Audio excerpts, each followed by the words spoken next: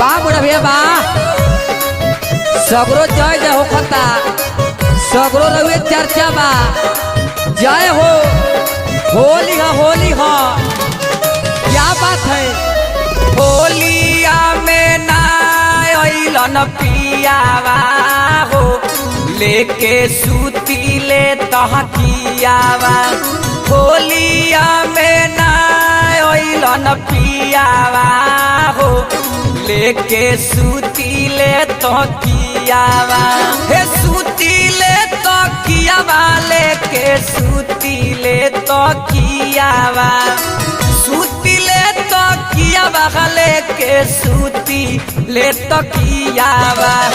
होलिया में ना अइलन पियावा हो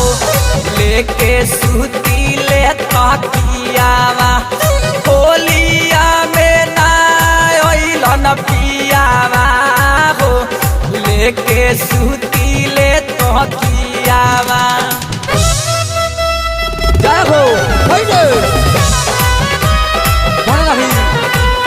होली खेले रघुवीरा अवध में होली खेले रघुवीरा जय हो होली हो क्या बात है बाबू भैया का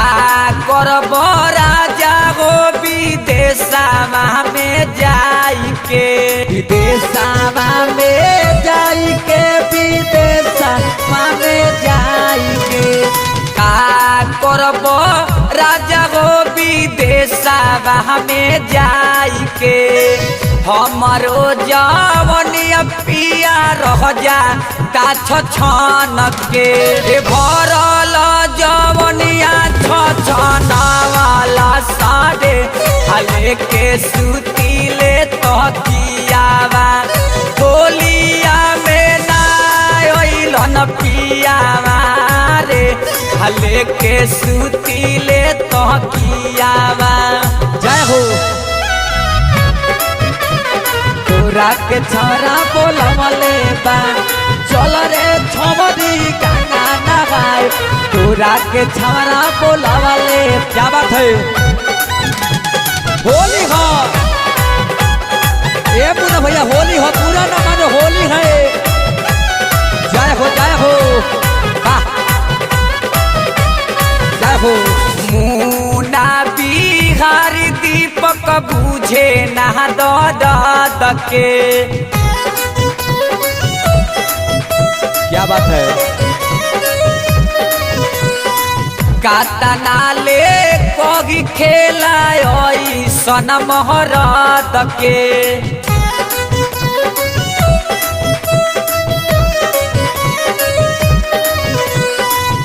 मुना बिहार दीपक बुझे ना दरद के मास्टर मुकेश सोनाली सारे हले के सूतीले तहकियावा